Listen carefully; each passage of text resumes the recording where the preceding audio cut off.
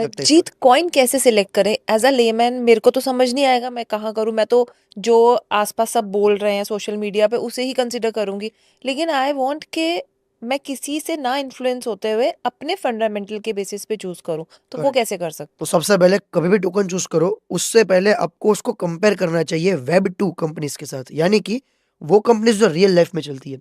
जैसे मैंने आपको बताया कि मैं एनवीडिया बहुत बढ़ रहा था स्टॉक, और एनवीडिया एक टाइम पे वर्ल्ड की सबसे बड़ी कंपनी बन गई थी। यूएसए में सबसे टॉप नंबर पे पहुँच गई थी।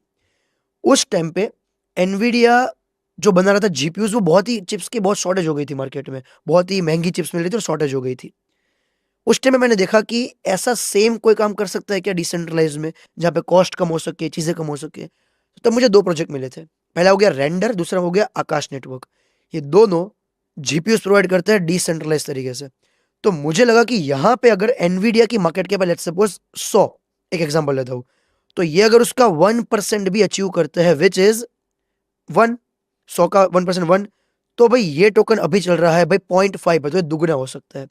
तो मैंने इस तरह से कैलकुलेट किया, तो मुझे दिखा कि एकेटी और रेंडर दोनों इतने अंडरवैल्यूड चल रहे थे कि कभी भी इसमें अगर मार्केट में पैसा आया तो ये टोकन्स बढ़ेंगे। और उसके बाद रेंडर लगभग 15 गुना हुआ है और एकेडी 30 गुना हुआ है। तो कभी भी आपको चूज करना हो, find good web two companies जो इस मार्केट में काम कर रही है। एक और